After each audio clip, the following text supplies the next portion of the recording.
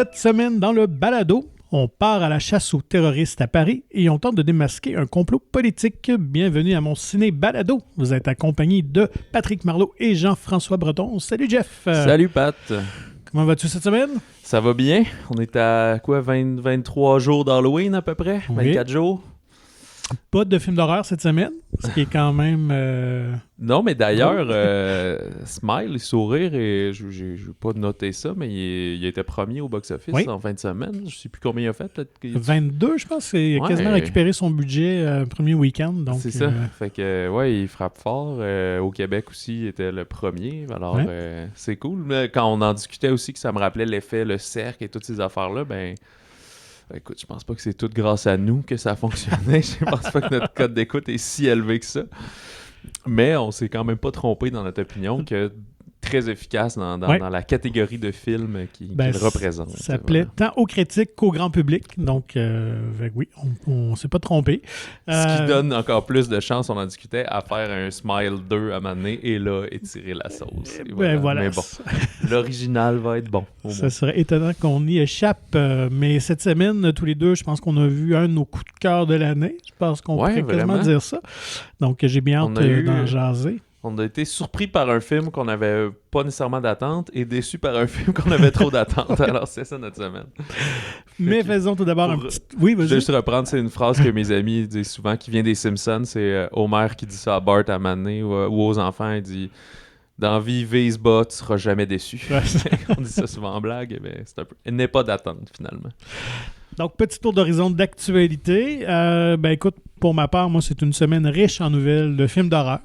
Donc, pour les amateurs du genre, je pense que vous allez être comblés par ce qu'on va vous annoncer. J'ai l'impression que ça doit pas être un hasard qu'on est à l'Halloween. Fait que même si c'est pas des films qui... Ils annonceront pas un film qui sort dans 2 semaines. Il y aurait pas assez de mise en marché, mais on en profite pour annoncer les suites, les castings, les choses à venir. Les films d'horreur qui vont sortir dans des mois, pas par rapport, mais autres, mais...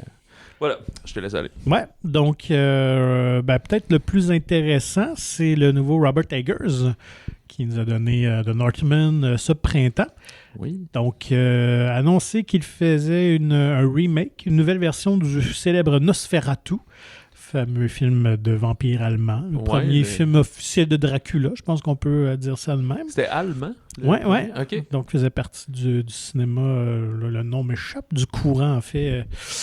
du cinéma allemand des années 20. Là. Donc, Eggers, ça fait quelques années qu'il planchait là-dessus. Anna Taylor-Joy devait jouer dans le film, mais là, elle est tellement occupée. Donc, c'est Lily Rose Depp qui va la remplacer. Donc, fille de Johnny Depp et de Vanessa Paradis. Oui, qu'on voit de plus en plus. Oui, elle prend beaucoup de galons. Elle a commencé un petit peu dans des films là, très indépendants, mais tranquillement, là, elle commence à intégrer le Hollywood. Je pense que c'est mieux de même que l'inverse, là, d'être tout de suite prime dans un gros film puis que tout le monde soit déçu. Puis surtout quand tu as des parents célèbres de même, là, on s'entend aussi. Tu n'as comme pas le choix de faire tes preuves puis de débuter si tu veux être pris au sérieux. Oui, vraiment. Donc, et c'est Bill Skarsgård, notre Pennywise, qui fera le vampire.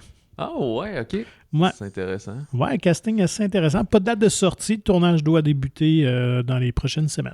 Lui, il est en train de travailler sa carrière là, pour pouvoir vivre dans les Comic-Con en après-carrière, comme le gars, j'ai oublié son nom, mais lui qui a fait Freddy, là, Robert Englund. C'est ça. C'est ça, c'est Robert Eggers puis Robert Englund. Ouais. Pas mal. Puis là, c'est quand même drôle parce qu'il avait travaillé avec le frère de l'autre pour The Northman. Oui, c'est vrai. Lui va travailler avec Bill, qui est un petit peu moins shapé que son frère. Ouais, c'est pas le même casting. Non, vraiment différent. Donc, à suivre. Sinon, tu parlais justement qu'on annonce les projets à venir dans la prochaine année. Donc, on a déjà annoncé qu'il y aura un deuxième volet au film The Nun, qui fait partie de le fameux univers de la Conjuration, pour le 8 septembre 2023. Donc, lui, c'est déjà canné. Donc, le tournage commence également sous peu. C'est le réalisateur Michael Chavez qui nous avait donné The Curse of la Llorona. Et le Conjuring numéro 3, le plus récent, qui réalise ce volet-là. James Wan est toujours impliqué comme pour l'histoire, pour la création de l'histoire comme producteur. Et on confirme aussi que Tessa Farmiga revient, elle qui jouait la jeune religieuse dans le premier film, qui, moi, j'aime vraiment ce genre de petite histoire-là, mais qui est la sœur de Vera Farmiga qui joue dans La Conjuration. Oui, j'oublie son nom, là, mais la femme du couple d'enquêteurs avec Patrick. Warren, mais son prénom m'échappe. Donc, voilà. Autre nouvelle aussi. Mais oui. Je voulais réagir à ça, mais il me semble. Moi, j'ai pas vu des films de cet univers-là. J'ai juste vu le Conjuration 2. C'est là-dedans que la nonne apparaît, justement. C'est le seul que j'ai vu de tout ça, là, même les Annabelle et tout. Là. Mais il me semble que ça commence à être édulcoré un petit peu, là, parce que. Surtout qu'on mentionne. Là, on est rendu à quoi? Peut-être plus poli quand il va sortir, là, mais là, en amont, là. Le réalisateur pour La Llorona et le dernier dernière Conjuration, pardon, de Devil, je sais pas quoi. Là. Mm-hmm. Il me semble qu'il n'avait pas été très bien reçu, ces deux films-là. Je confirme Puis là, on reprend le même réalisateur en plus. C'est pour dire, tu connais bien l'univers, vas-y. Ben, on commence à prendre un peu les auditeurs pour... la recette commence à être pas mal surutilisée. Là. Effectivement, moi, j'ai été bien déçu par le dernier des Conjurations. Bon, ça fonctionne très bien. C'est des films, comme on sait, qui coûtent tellement pas cher à produire. Donc, c'est profitable très rapidement. C'est peut-être pour ça aussi, parce que finalement, ils disent, regarde, t'arrives à faire super bien les films avec le budget de genre 8 millions, puis on en rapporte 65, fait que nous autres, on continue. Ouais. Donc, à ce moment-là, devient un peu plus comme un yes man sur une production à part entière. Donc, ça ne doit pas être une job désagréable non plus. Te payer pour faire un film. Mais c'est sûr que c'est pas un film d'auteur. Disons ça comme ça. Ouais, t'as une vision propre. T'es comme dans une forme de machine à saucisse. Là, tout à fait. Un projet qui pourrait être intéressant, encore là, c'en est un qui circule depuis plusieurs années. Connais-tu le jeu Five Nights at Freddy's, le jeu de vidéo d'horreur qui c'est un jeu qui a été créé en 2014, puis moi non plus qui n'est pas un grand gamer du tout, mais je le vois souvent, il y a eu beaucoup de produits dérivés dans les dernières années. C'est un jeu vidéo? Un jeu vidéo à la base, mais c'est ça qui a un succès mondial, donc évidemment... on a exploité avec les produits dérivés, mais le concept est quand même assez intéressant, parce qu'un des jeux vidéo d'horreur, c'est souvent zombie, là, on a les Resident Evil, puis ces trucs-là. Ouais, là. de Last of Us aussi. Ouais, c'est ça. Alors que là, on est dans un univers que je suis vraiment original. T'es dans un restaurant du type Chuck E. Cheese aux États-Unis. Là. Je sais pas, c'est vraiment un diner un peu? Ouais, une espèce de diner, mais avec beaucoup de décors, beaucoup de décorations. OK.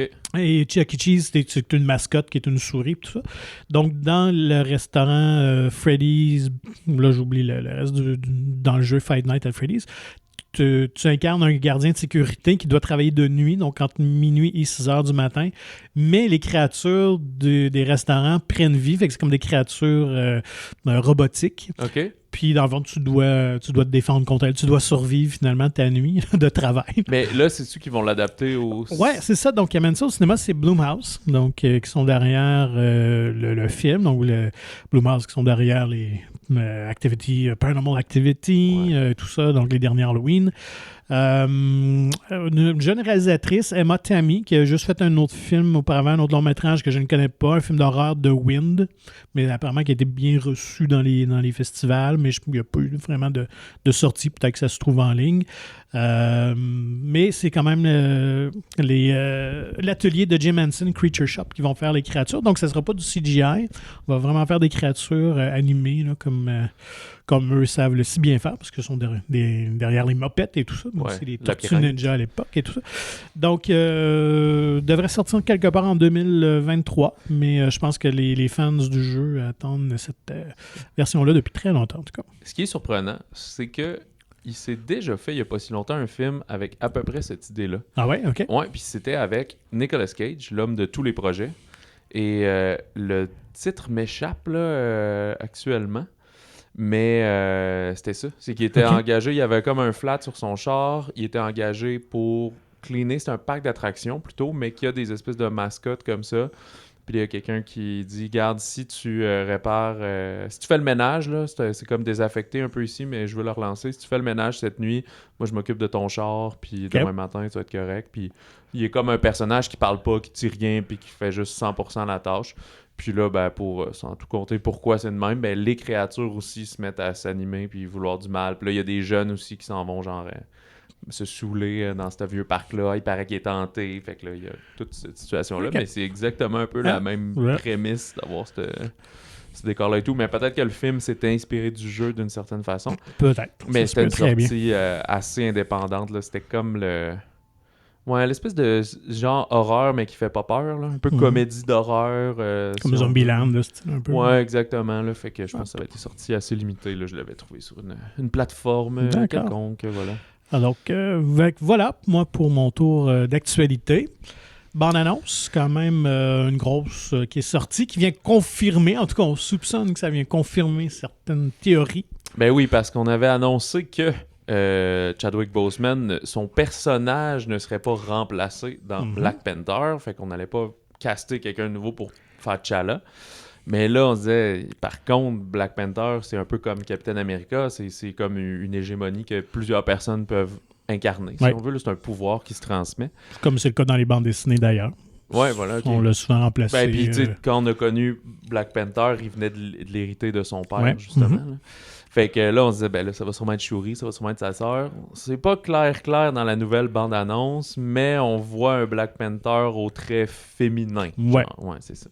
Et si on se fie à l'affiche aussi qui est sortie cette semaine. Ouais, c'est elle qui est au centre, les mains en voilà, X. Dessous le masque de Black Panther. Donc, peut-être pas d'hasard. Ouais, puis là, il y a des quotes dans la bande-annonce du genre seules les personnes qui ont eu des vraies blessures peuvent devenir des vrais leaders. Là, une affaire comme ça. Là. Fait que on savait déjà dans la première bande-annonce qui était sortie plus tôt cet été qu'évidemment, bon, on voyait bien que le personnage de T'Challa était décédé. Il s'est passé quelque chose. Toute la nation Wakanda semble être en deuil. On voyait bien ces images-là. Et là, il y a toutes sortes de petites affaires que j'ai lues. Puis en réécoutant la nouvelle bande-annonce, là, je vais peut-être lancer une petite hypothèse. Puis on verra, on rira de moi si j'ai moi, tort. C'est comme un univers que je connais pas du tout. Là, tout le peuple contre lequel ils vont être en guerre un peu. Ouais, donc c'est Namor qui est le méchant du film. Mais donc un personnage qui existe vraiment dans l'univers Marvel. Mais qui est... c'est Pedro Pascal qui le joue? Non, c'est un acteur néo-zélandais, là, je crois, dans ce truc-là, mais que je ne connaissais pas. Taika Waititi. Puis, mais c'est quelqu'un qui est un peu ambivalent dans les bandes dessinées, et je pense que ça va être un peu le cas dans les films. Là. Je pense pas qu'il va être clairement si méchant que ça. Effectivement. Donc, c'est le prince de l'Atlantide, Namor, évidemment, qui devenait... Et je me demande si c'est pas lui qui tuerait T'Challa au début de la Black Panther. OK. Puis, parce que clairement, en tout cas, clairement, de ce qu'on voit des images, c'est qu'il semble mourir. La mort vient d'arriver au début du film, probablement, là, parce que les gens sont un peu en choc, puis il y a tout le processus, fait que c'est pas 10 ans plus tard, nécessairement. Là. Fait que ce serait peut-être ça qui fait qu'il y a un combat. Là, on n'est pas obligé de le montrer parce qu'il peut être juste en costume de Black Panther. Et donc, tout ça amènerait les royaumes à s'unir ensemble de Wakanda pour finalement faire une contre-offensive contre Namor. Ça va être à voir. Moi aussi, j'ai l'impression que ça va être Shuri. Là. Je peux pas voir qui d'autre prendrait le flambeau si c'est pour être un personnage féminin. D'autant plus qu'on a introduit un nouveau personnage aussi qui est plus récent dans l'univers des bandes dessinées, qui est Ironheart, qui est une version... féminin de Iron Man, mais c'est une jeune gamine noire qui est férue de technologie, qui construit un costume. On voit ça dans bande-annonce. Donc, dans la bande-annonce, on la voit là, vraiment. Mais ça aurait été plus logique, en fait, que ce soit Shuri qui devienne Ironheart, parce qu'elle, on l'a tout de suite mis comme techno-geek et tout ça, donc ça aurait été juste une extension logique de son personnage, au lieu d'introduire carrément quelqu'un de nouveau. C'est peut-être malheureusement le décès de Chadwick Boseman qui a forcé à réaligner ça. Effectivement. Donc, ça va être à suivre, mais reste que visuellement, c'est très beau. Je pense que ça va être esthétiquement quelque chose. J'espère aussi, surtout que le 1 avait fait énormément d'argent, surtout en Amérique du Nord. Avait surpris probablement même le monde chez Disney, là, qui ne pouvait pas s'attendre à ce que ça devienne une aussi grosse sortie. En plus, je pense qu'il est sorti en février, là, ce qui n'est pas leur top créneau là, c'est ça pour les Marvel. Ouais. Puis, tu sais, la bataille de la fin, c'était quand même beaucoup d'ambition de CGI pour le budget qu'il y avait dedans. Là. On se souvient quand les deux tombaient dans un métro souterrain, puis là, il n'y avait plus rien de réel là-dedans. Là. Ouais. Fait que là, ils ont l'air d'avoir mis le budget pour que les bottines suivent les babines. Parce qu'on voit encore beaucoup là, des vaisseaux dans les airs, puis des affaires qui est quand même l'erreur un peu classique là, des Marvel là, ou Shang-Chi là, de se retrouver dans le dernier acte dans un gros CGI fest fuck des couleurs, les couleurs bleues et des couleurs rouges pour les gentils et les méchants, puis là, voilà. Fait que, je pense que ça va être un peu moins ça, ils ont l'air de souhaitons-le. Ça. Surtout que c'est les mêmes, c'est encore Ryan Coogler qui est à la réalisation, fait que je pense qu'il maîtrise bien cet univers-là. Donc, on découvrira tout ça le 11 novembre 2022, donc ça s'en vient dans un mois. Autre film j'ai vu ça passer comme toi un peu, puis c'est toi qui m'en as parlé un peu plus, donc je m'attendais plus un film d'horreur, en voyant rapidement juste le titre du film et de la bande-annonce, mais finalement, c'est un film de Noël. C'est un film de Noël qui, je pense, va être assez original. Oui, Violent Night.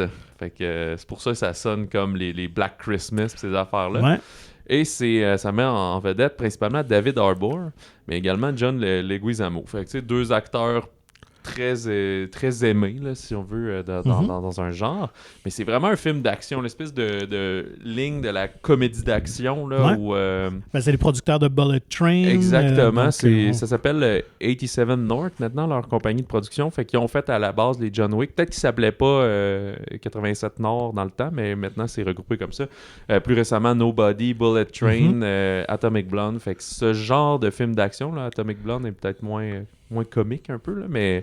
Très stylisé, en tout cas. C'est ça, mais Nobody, là, qu'ils ont fait plus récemment, là, ça l'était. Fait que David Harbour est le Père Noël. Et pas parmi tous les faux Père Noël de centre d'achat et ces trucs-là, lui, c'est le vrai. Fait que là, il va livrer dans sa tournée de nuit. Sauf qu'il arrive dans une maison où, là, Leguizamo, avec sa gang, sont en train de commettre un braquage et ont séquestré les propriétaires. C'est une grosse maison de riches qui aurait 3-4 millions dans le coffre-fort. Fait que grâce à la magie de Noël et sa badass attitude, il va péter la gueule à tout le monde avec des pièges noëlés, là, des pièges féeriques. Oui, c'est ça. Donc, écoute, bravo pour l'idée. Je me demande si l'idée du film n'est pas venue à un moment donné en discutant du fait que est-ce que Die Hard c'est un vrai film de Noël ou pas? Ouais. Là, on va faire un vrai film de braquage avec des terroristes ou des voleurs, mais avec le Père Noël, puis ça va être le film définitif d'action de Noël. Moi, tu le sais que le film, se prend pas au sérieux, mais fait bien les choses. Ouais. C'est parce que, tu vois, c'est Universal Pictures qui distribue ça et tout. J'ai aucune idée c'est quoi le budget pour l'instant, mais c'est pas comme une affaire... Des fois, il y a des gens qui ont des bonnes idées, mais qui ont pas le budget pour accoter ça. Là, ici, je pense qu'on l'a mis à l'écran, puis, tu sais... C'est le genre de film que si tu ressens qu'eux, ils ont du plaisir à le faire, tu as du plaisir à le regarder, puis c'est juste le fun, là. Fait que bien hâte de voir le 2 décembre. Fait que pour mettre, je sais pas, dans la magie des fêtes, à ce moment-là, il y a juste la bande-annonce en anglais qui est sortie. J'imagine que ça va s'appeler Une nuit violente ou quelque chose comme ça. Ou ils vont trouver un autre jeu de mots avec une chanson de Noël. Ouais, peut-être. Donc, nuit de paix, là, je sais pas trop. Nuit de violence. C'est ça. Donc, allez voir ça si vous voulez voir une bande-annonce d'un film éclaté. C'est à découvrir. Sinon, passons aux sorties de la semaine. On va tout avec notre coup de cœur. Oui, bien sûr. Bon, donc novembre de Cédric Jiménez. Oui, avec un gros casting. En fait, des films de grosse distribution cette semaine quand même. Ici, Jean Dujardin, Anaïs Demoustier, Sandrine Kiberlin, Jérémy Renier et plusieurs autres. D'un scénario, par contre, de Olivier Demangel. Je pensais que c'était Jiménez qui avait écrit, mais non. Qu'est-ce qu'on suit? Ça s'appelle Novembre. Dans le fond, c'est en 2015 à Paris quand il y avait eu des attentats terroristes. Fait que là, on est vraiment dans la traque policière qui dure à peu près 5 jours, qui permet de retrouver ces coupables-là. Il y avait eu comme 3 attentats terroristes en même temps. On se souvient, là, un proche du Stade de France, un dans des restaurants et terrasses là, dans le 10e et 11e arrondissement. Puis le plus meurtrier, le plus connu, c'était celui au spectacle du Bataclan. Si ma mémoire est bonne, c'était Eagles of Death Metal. Un band qui a un nom plus méchant que leur musique. Là. Mais voilà. Et fait que en tout, ça avait fait comme 130 morts, 400 blessés. Fait que là, le film commence pratiquement, les téléphones sonnent à la brigade, la sous-direction antiterroriste. Fait que là, tous les agents s'activent à essayer de se coordonner, trouver qu'est-ce qui se passe, trouver des indices, puis que la chasse à l'homme avance. Donc, un film très rythmé. Écoute, si vous aimez le genre de série comme Homeland, comme Jack Ryan, ce film-là est pour vous. Allez voir ça. Moi, j'ai adoré le travail de montage, un travail de fou, parce que dès le départ, on est dans un niveau de tension qui va être en continu pendant 1h40 quelques. Et ça, c'est dur à faire, à maintenir, surtout que il n'y a pas tant d'action comme telle. Tout est basé sur les dialogues, sur l'information qui nous est révélée. C'est sûr qu'ils sont dans l'action, ils essaient de progresser, mais vraiment, si on parle de scène d'action pure, il y en a une petite à la fin, mais c'est tout. Donc, c'est vraiment un tour de force de réussir à garder notre attention, à nous captiver. Et les comédiens, et c'est le fun aussi qu'on a des comédiens de cette stature-là qui, chacun, ont des petits rôles, même si Jean Dujardin est peut-être un peu plus présent. Mais il ne joue pas Jean Dujardin, il est vraiment effacé dans le rôle. C'est vraiment juste son charisme naturel, sa présence là, qui fait que ça donne un sérieux, un gravitas au personnage. Et ils sont tous fascinants à regarder, chacun d'eux. Ouais, je pense que c'est quand même Anaïs de Moustier qui fait une espèce de jeune policière, pas zélée, mais tu sais... Qui veut bien faire, trop bien genre faire. Idéaliste, là, exactement. Puis il y a aussi Lina Coudry, là, qui va être un témoin clé dans l'affaire. Qui sont vraiment excellents tous les deux. Coudry qu'on avait vu, qui est aussi une très jeune comédienne là, dans Haute Couture, je pense que c'était au printemps.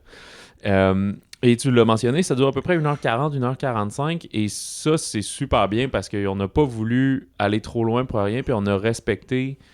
T'es comme essoufflé un peu à la fin du film, évidemment, parce que tu ressens toute la tension qu'ils ont, puis il y a un peu le côté Jack Bauer que tu les vois pas aller se coucher puis aller aux toilettes. Là, mais tu comprends qu'ils doivent bien prendre des petites pauses, mais pas tant que ça, finalement, non, là, c'est parce ça. que c'est important ce qui se passe. Tu sais. Surtout qu'il y avait une deuxième menace qui pesait, donc ils n'ont pas le choix. Là. Ouais. Puis, tu sais, le plus triste de ce film-là, c'est que c'est arrivé pour vrai, dans le fond. C'est un peu une reconstitution.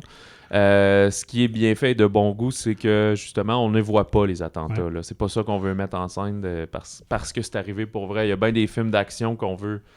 On veut que tu ressentes c'est qui le méchant, fait qu'il va aller tuer des innocents dans un centre d'achat, mais là, c'est arrivé pour vrai, fait qu'on n'a pas besoin de. Non, il y a une belle pudeur. La façon qu'il évoque, qu'il démontre. En fait, parce qu'on ne les voit pas, mais comment. Que la description des attentats est faite, est amenée, c'est vraiment bien réussi. Dans le fond, tout se fait hors champ, donc on entend qu'il s'est passé des trucs, mais on ne voit rien.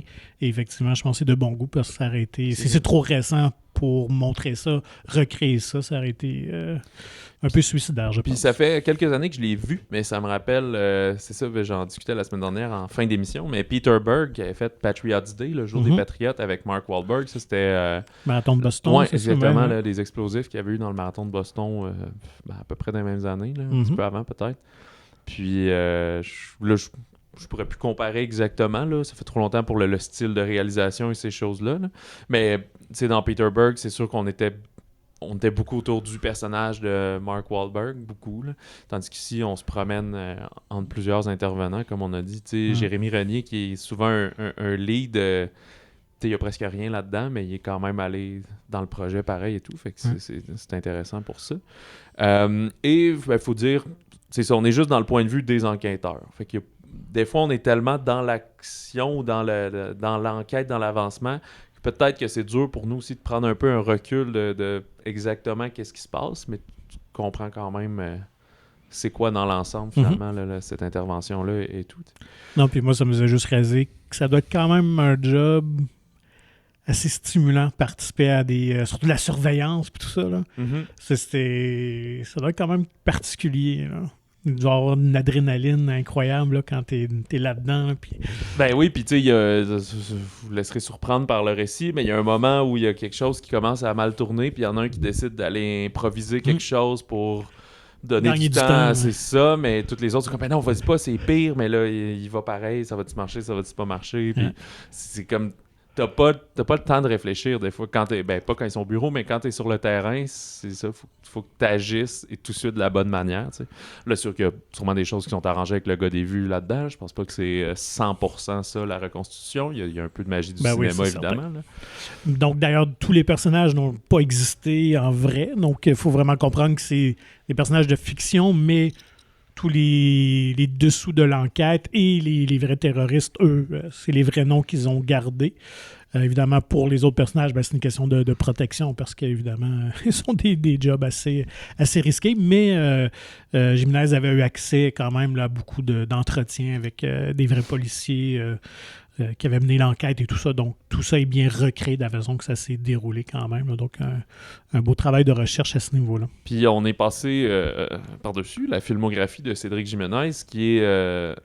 plus récemment, on fait Bac Nord, mais qui n'est pas sorti sur écran ici, a été acheté par une populaire plateforme de streaming, mais qui était très bon aussi, inspiré d'un fait vécu, le même genre de caméra. Tu sais, comme on est pas aussi nerveux que Paul Greengrass, mettons, dans sa caméra à l'épaule, là, puis même chose pour Novembre, mais c'est pas statique non plus, fait que c'est pour ça que même si t'es dans une scène de bureau, c'est excitant à regarder, c'est haletant. La caméra est toujours en mouvement. Ouais, voilà. Mais Greengrass, des fois, lui, il l'est un peu trop, ça c'est dans les Jason Bourne et tout. Fait que... et ça fait que dans Bac Nord, il suivait des policiers qui faisaient des interventions dans les quartiers nord, les quartiers chauds de la France, de Paris, en fait. Et il avait fait avant La French, qui était aussi une vision de la French Connection, là, comme le film qu'il y avait eu il y a plusieurs années avec Gene Hackman. Ce qui est drôle, c'est que dans La French, il joue avec des gros comédiens, avec Jean Dujardin et Gilles Lelouch. Dans Bac Nord, c'est avec Gilles Lelouch et d'autres personnes, dont François Civil. Et ici, il revient avec Jean Dujardin. Fait qu'il se tient dans les gros castings, quand même. Et ça donne toute l'efficacité au film. Donc, Novembre, allez voir ça si vous cherchez un bon thriller, mais sachant que ça existait pour le vrai, que c'est là, et qu'il y a sûrement encore des dangers quand même, des complots qui se font encore. Ouais, là, c'est toutes des longues répercussions il y a très longtemps et tout, mais là, on ne rentrera pas en politique. Non. Politique internationale. C'est toujours juste plus saisissant et frappant quand on sait que c'est ça. Que c'est là, que la menace peut toujours être là. Donc, Novembre, ne boudez pas votre plaisir, ça vaut vraiment la peine d'être vu. Un autre film qu'on ne se cachera pas, qui nous a un peu déçus parce qu'on attendait tellement ça depuis que ça avait été annoncé. Voyant la première bande-annonce et surtout le casting rêvé. Amsterdam de David O. Russell, quand même un cinéaste aussi costaud. Là. Oui, lui qui surtout connu pour Silver Linings Playbook, qui était le bon côté des choses, je pense, au Québec. Il avait gagné une coupe d'Oscar, dont, voyons pas Scarlett Johansson, mais j'oublie le nom. Jennifer Lawrence. Jennifer Lawrence, c'est ça. Qui était dans American Hustle, d'ailleurs, son autre Oui, exactement, dans ses plus récents. Et The Fighter, qui avait aussi Christian Bale et Mark Wahlberg. Tout est dans tout, qu'on vient de parler. Mais ici, dans Amsterdam, il y a un petit peu de tout ce monde-là qui reviennent, principalement Christian Bale, John David Washington, c'est le fils de Denzel Washington, ce qu'on a vu dans Tenet, qu'on a découvert beaucoup dans Tenet. Margot Robbie, qui est dans tous les projets. On a aussi Robert De Niro, Rami Malek, Anya Taylor-Joy, Zoe Saldana, Chris Rock, Michael Shannon, Mike Myers, que ça faisait longtemps qu'on avait vu, Matthias Schoenaert, Taylor Swift, voilà, tout est là. Fait que c'est infini. Fait que évidemment, je passe toujours trop vite, là, mais c'est pas tout le monde qui va avoir un gros temps d'écran là-dessus ou qui va être utilisé à son plein potentiel. Mais de quoi parle Amsterdam? D'entrée de jeu, on le dit que c'est déjà librement inspiré une partie de cette histoire est véridique. Fait qu'on a beaucoup romancé les personnages principaux, mais la trame de fond, elle, s'avère quand même relativement exacte. Tu pourras en parler un peu plus tantôt peut-être. On est à New York en 1933. On va suivre 2 vétérans de la Première Guerre mondiale qui vont enquêter sur l'assassinat de leur ancien commandant. Fait que, un peu plus en détail, là, on a c'est les personnages de Bale et de Washington. Il y en a un qui est un chirurgien un peu paumé. L'autre, Washington, lui, c'est rendu un avocat. Ils ont été à la Première Guerre mondiale ensemble. Les deux sont un peu éclopés. Fait qu'ils retravaillent là-dessus. Ils travaillent beaucoup en lien avec d'autres survivants de la Première Guerre mondiale. Sauf que là, c'est ça, ils se font appeler pour... il y a un monsieur qui était supposé présenter à leur gala annuel comme un mot d'honneur, etc. La fille de celui-ci les appelle, il s'est fait il est mort. Elle soupçonne que c'est un assassinat, elle leur demande d'enquêter. Et là, ils mettent le doigt un peu dans l'engrenage, si on veut. Mais il faut se joindre à eux, une amie qu'on va comprendre qu'ils avaient connue à l'infirmerie à la Première Guerre mondiale. Ils avaient vécu un bon moment, les trois ensemble, à Amsterdam. Et là, fait qu'il y a un peu de back and forth temporel dans le film. Ouais. Fait que comme les deux gars se retrouvent accusés du meurtre un peu par la suite à cause d'autres événements qu'on va vous laisser découvrir, ben là, ils sont en cavale et ils doivent prouver leur innocence, si on veut. Donc, il y a beaucoup de stock. Il y a beaucoup de stock. C'est un film de 2h15. Ouais. Puis, son plus gros problème, là, je vais te laisser après, c'est qu'on sait pas c'est quoi le ton exactement du film. C'est ça le défaut. Tout à fait. On a un peu un côté comédie d'été, un peu un humour décalé, mais sans que ce soit nécessairement très drôle. Un côté très Agatha Christie. On doit trouver qui est responsable du meurtre et tout ça, avec l'époque en plus. Donc, on baigne beaucoup dans cette atmosphère-là. C'est quand même très léger. Mais il y a une histoire de fond qui est quand même assez intéressante, tu le mentionnais.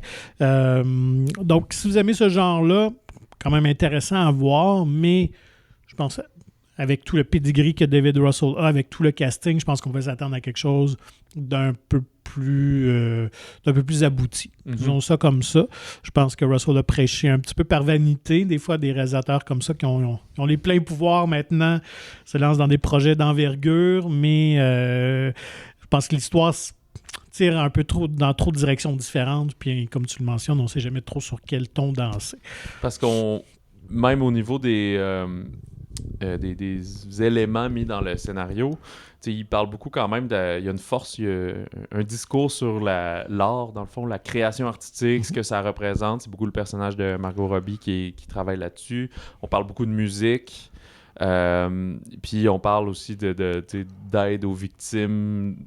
Fait qu'il y a toutes ces choses-là, mais avec une trame et beaucoup d'amour, de quête d'amour entre deux personnages, entre un personnage qui c'est plus dur pour lui, trouver l'amour, qui n'a pas un bon mariage, des choses comme ça. Fait que des fois, tu avances dans l'enquête, puis là, on te restoppe en disant « Ah, mais aussi, qu'est-ce qu'ils vivent à l'intérieur d'eux autres? » Fait que c'est ça qui est... Au niveau du rythme, c'est un peu difficile à... Et tout ça contrasté quand même avec une histoire sociopolitique. Ouais. Parce qu'évidemment, on traite de racisme, parce que David Washington, évidemment, est afro-américain. Donc, la place des Afro-Américains à ce moment-là dans l'histoire, parce qu'il y a vraiment un vrai régiment afro-américain qui avait combattu pendant la Première Guerre mondiale, qui apparemment a été très valeureux, s'était mérité beaucoup de médailles.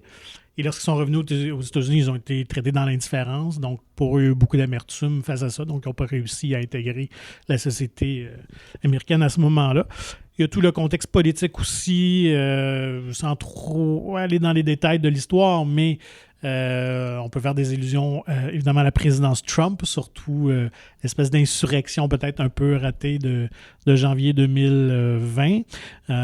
Donc, je pense que Russell s'est peut-être inspiré un peu de tout ça. Donc, il y a quand même un discours résolument moderne qui était peut-être présent aussi à l'époque. Donc, mais il y a beaucoup de choses, c'est peut-être, puis c'est ça. Je pense qu'il manque juste un petit peu de fignolage, de ramener tout ça ensemble pour que ça répète vraiment un film très génial. Mais quelques bémols pour nous deux. Ouais, je pense que j'aurais préféré qu'il y ait un ton sérieux. Ouais. Même les mêmes sous-intrigues et toutes ces affaires-là. Mais c'est ça, là, on est allé dans un ton un petit peu léger, mais qui est pas drôle vraiment, finalement. Fait que ça enlève juste un peu de crédibilité, je trouve. Mais on y va quand même pour la rasade de comédiens qui livrent tous des très belles performances. Christian Bale, Margot Robbie, sont jamais mauvais. Là. C'est impossible. Bien que ça me faisait rire parce que je trouvais que Christian Bale, je sais pas si c'était voulu, faudrait voir. Il y avait une petite tendance à faire du Pacino dans son intention de voix et dans sa raison de... Peut-être. On sait jamais c'est quoi la direction d'acteur plus. Peut-être c'est exactement ce qu'on y a demandé au final. À noter que John David Washington, c'est pas lui qui avait été choisi au début pour jouer dans le film. C'était Michael B. Jordan. Qui aimait, évidemment, encore là, une des têtes d'affiche et est devenu populaire dans les dernières années. Ouais. Donc, finalement, à cause de la COVID, le tournage avait été repoussé, puis finalement, il n'a pas pu intégrer la production. Dans Creed 3 ou je sais pas quoi.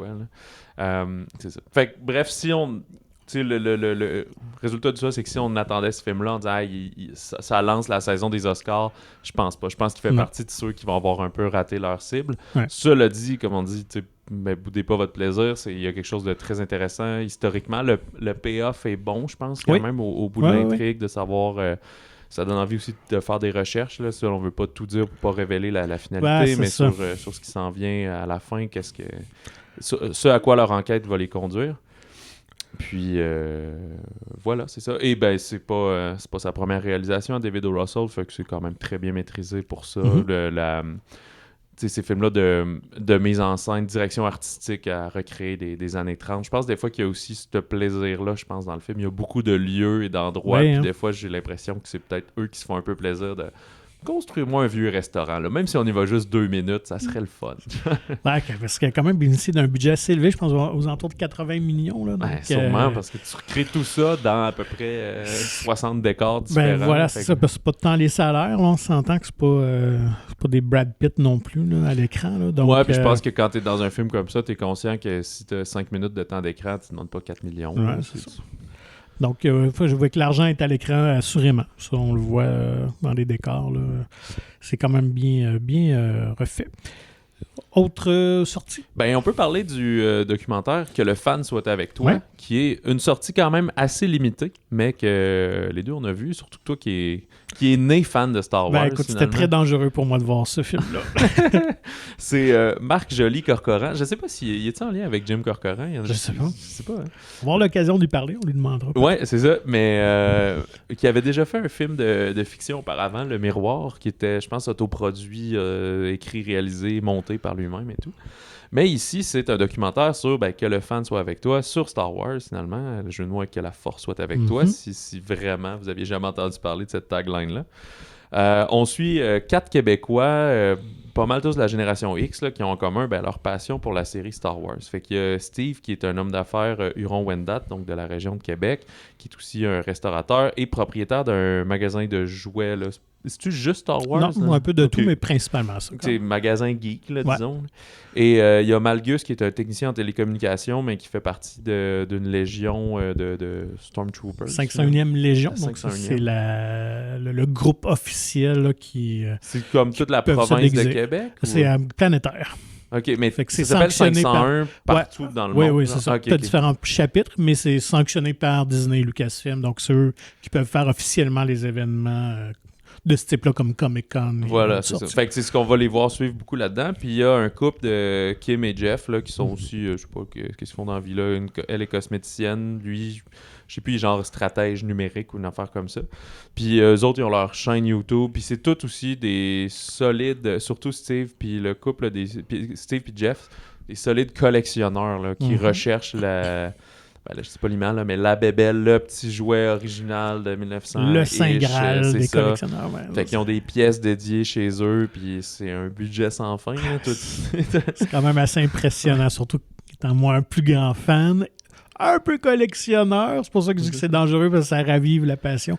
Donc, quelques fois, j'ai salivé, là, je voyais les images, je disais, hey my God. Mais c'est parce que je pense que la rationalité... en fait, il y en a même un qui dit, il n'y a pas de rationalité là-dedans, je me donne un budget. C'est comme aller au casino. Dis-moi, j'arrive à une foire, je me dis, c'est maximum 5 000 aujourd'hui. Mais ils rachètent pas pour revendre, ils achètent pour l'avoir, pour compléter des collections, parce que c'est rattaché à des souvenirs. C'est pas du monde qui se déguise en Star Wars tous les jours, mais c'est comme... ceux qui font des grandeurs nature ou des choses comme ça, t'sais. Mais le documentaire nous permet de voir qu'il y a une très grande communauté entre eux, il y a une fratrie qui s'impose finalement. Puis moi j'ai bien aimé, je pense que c'était Magus qui disait, le trip de se déguiser, c'est tu as eu un jouet enfant, tu as tellement trippé dessus, puis là dans le fond tu incarnes le jouet, tu deviens le jouet. Puis je peux comprendre un peu ça. Ça doit être quand même un certain trait là, de tout t'habiller. Puis de...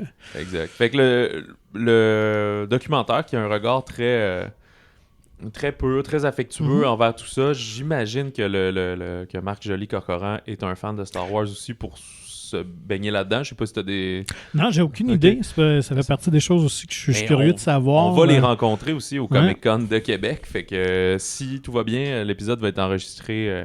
La discussion avec eux va être enregistrée et diffusée par la suite. Là. Je donne tout le temps un bémol au cas où il y a un problème technique, là, mais c'est ce qui est prévu dans notre horaire de diffusion. Puis, c'est sûr je trouve que des fois, il manque un peu de profondeur, peut-être, dans le documentaire. C'est ce qu'on appelle du cinéma vérité. Fait que c'est pas eux devant des fonds qui disent une analyse à des questions. Il les a suivis pendant quasiment 3 ans. Ouais. Ça a fini à cause de la pandémie, notamment, mais des fois, c'est des hasards qui font des bonnes fins aussi, parce que sinon, tu ne finis jamais de tourner, finalement, ton documentaire. Fait que pendant 3 ans, dans tous les événements, des Comic-Con, des trucs importants, le Steve, qui son restaurant, à un moment donné, a brûlé dans la région de Québec, des choses comme ça. Fait que, bref, il a ramassé du footage comme ça, puis il a monté un joli film avec ça. Fait que, je pense, c'est sûr que si vous avez aucun intérêt pour Star Wars, ben là, c'est lourdeau comme film, mais moi qui connais, tu sais, je les ai vus, mais je suis pas plus fan que quelqu'un d'autre, là. Mais j'ai trouvé ça super intéressant de comprendre un peu l'engouement là-dessus. Ça répond pas à toutes les questions, mais c'est des personnes très saines et rationnelles quand même, un peu, là, très qui sont là-dedans. Aussi, ils acceptent juste que, c'est ça, ils mettent des trucs, mettent beaucoup de temps là-dedans. Il y en a un, justement, ce qui est intéressant, c'est que Malgus, on va le voir beaucoup évoluer au sein de la Légion, là, de son regroupement, puis devenir chef, puis comme toute la pression que ça impose pour ça qui est finalement du bénévolat, puis tu es supposé faire par le plaisir. Ouais. Là, fait puis que... finalement, il perd ce plaisir-là, donc en cours de route. Donc ouais, moi aussi, j'ai trouvé que c'est très accessible, très le fun. C'est très léger, on s'en cachera pas, mais ça nous présente des personnages sympathiques. Puis c'est un milieu qui est intéressant à découvrir. Donc, pour les amateurs du genre... mais là, je veux pas qu'on ait... Si ça te gêne d'étaler publiquement ta richesse, là, mais... Oh mon Dieu! Non, mais toi, c'est que tu as encore des jouets de ton enfance que tu as gardés? Ouais, moi j'ai encore ce qu'on appelle l'époque vintage, donc les vieux jouets des années 80. Mais qui ont été déballés et qui ont servi. Là. Mais en très très bonne condition, honnêtement. Je faisais très attention. Gentiment. Ouais, vraiment, vraiment. Puis, moi, je suis tombé rapidement dans G.I. Joe. Fait que je continuais à avoir des trucs de Star Wars, mais je jouais pratiquement pas avec. Okay. Je jouais plus avec mes G.I. Joe. Puis, je dirais récemment, il y a une gamme de statuettes produites par une compagnie japonaise qui s'appelle Kotobukiya, que j'apprécie beaucoup, en espèce de PVC qu'on assemble ensemble. Fait que tu vois, chacun des personnages, ils en ont fait de tous les films. Moi, je collectionne juste ceux de la trilogie originale. Oui, c'est ça. Il faut se mettre un peu des limites. Sinon, exactement, c'est infini. Là, ils sortent tellement de produits. Puis ils le savent. Là. C'est pour ça qu'ils continuent d'en sortir. Tout à fait. Fait que tu vois, ces statuettes-là valent peut-être comme 125 à 150 là, par personnage. Là, puis ça, j'en ai peut-être une dizaine. Là. Mais c'est au fil de... C'est 10 ans peut-être là, que ça existe, là, puis ils en sortent 2-3 personnages par année, mais pas toujours ceux que je veux non plus.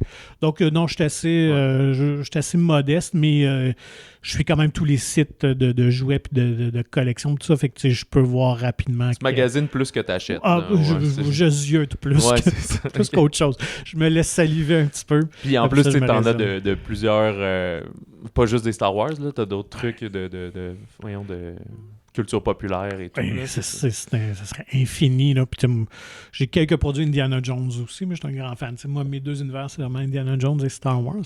Heureusement, ça, il y en a très, très peu. Fait qu'au Comic-Con, en fin de semaine, toi, tu vas pas arriver en disant « Mon budget, c'est 5 000 ». Et je pense que ma blonde ne serait pas contente.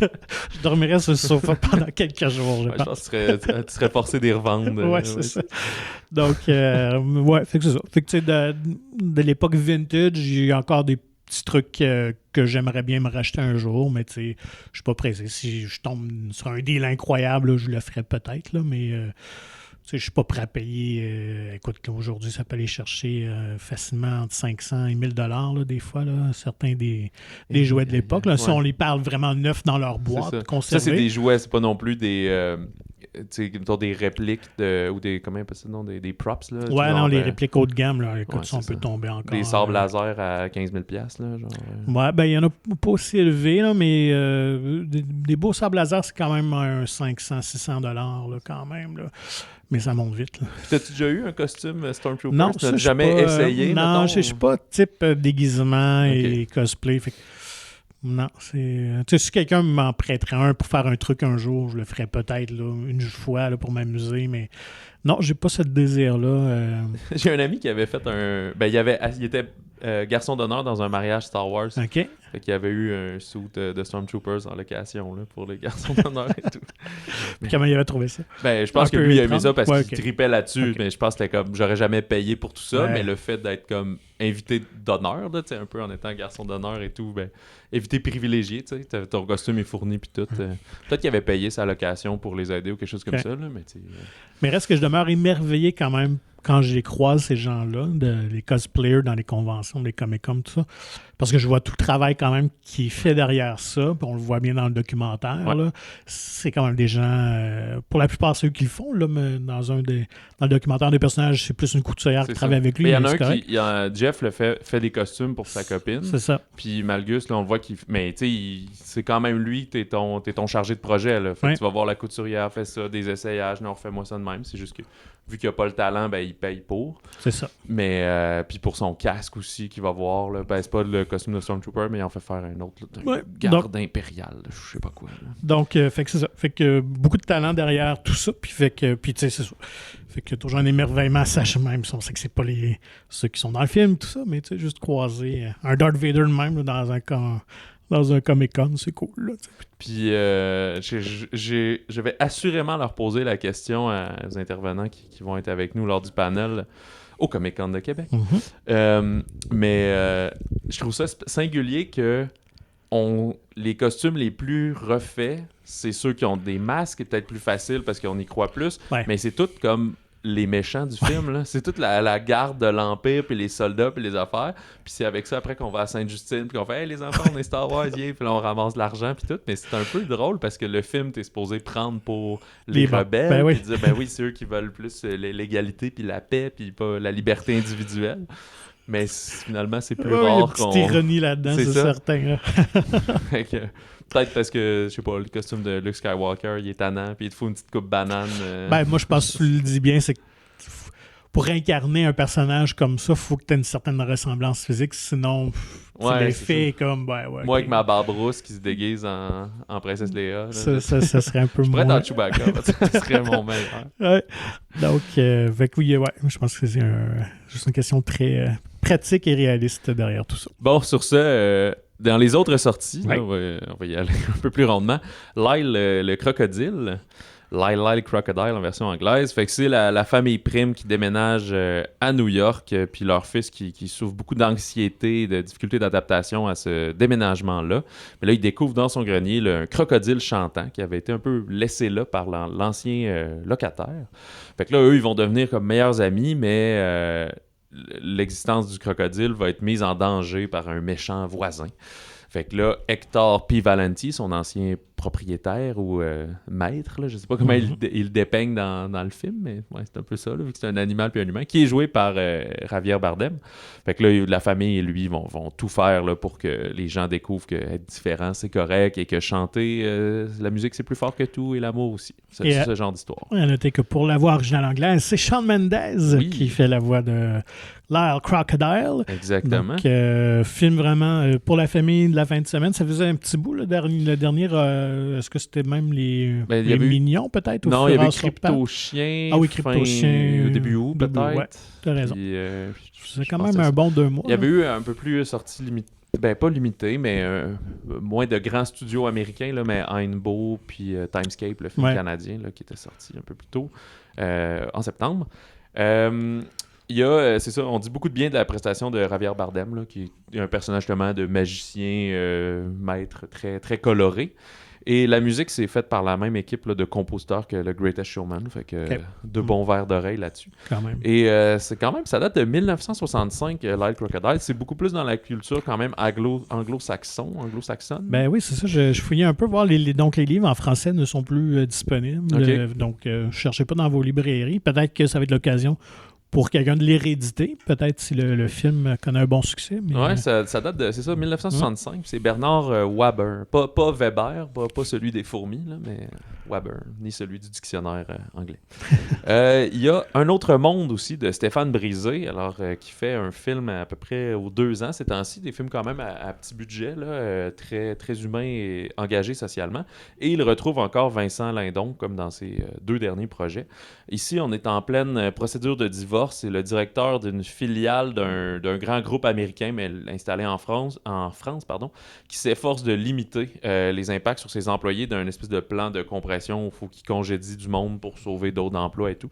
Fait qu'il gère de la merde à la job pendant qu'il est en plein divorce avec sa femme, qui est, elle, jouée par Sandrine Kiberlin. Fait que c'est 2 très grands acteurs français là, contemporains, mais qu'on va parler encore dans 50 ans de ces 2 personnes-là. T'sais. Puis Stéphane Brisé avait fait avant, justement, un film sur le marché du travail. Là, il y avait La loi du marché, que je pense que c'était un chômeur qui cherchait un job. En guerre, que Lindon jouait un syndicaliste ici.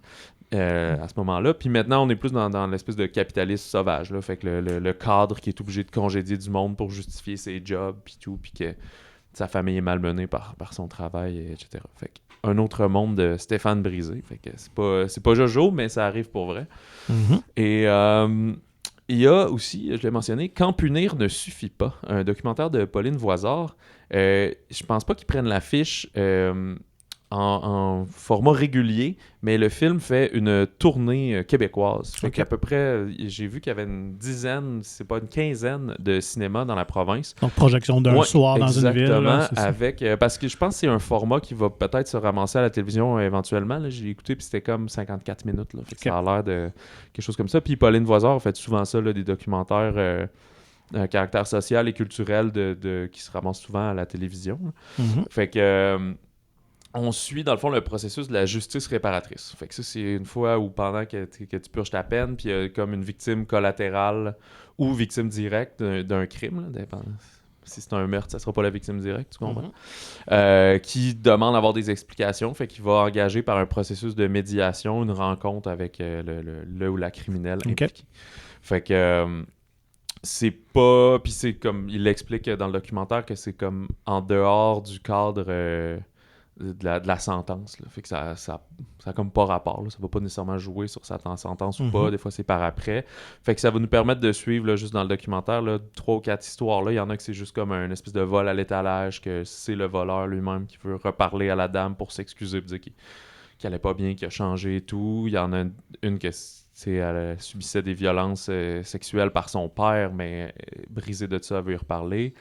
T'en as qu'on les voit vraiment, t'en as que les voix sont changées, puis t'en as que t'as des reconstitutions, parce que dépendamment du degré d'implication qu'ils ont accepté de donner, il y en a une aussi qui elle veut rencontrer... Elle pensait que son père était décédé d'un infarctus, puis elle a appris plus tard qu'il avait été assassiné, fait qu'elle veut rencontrer la personne qui l'a tué pour comprendre un peu qu'est-ce qui s'est passé et tout.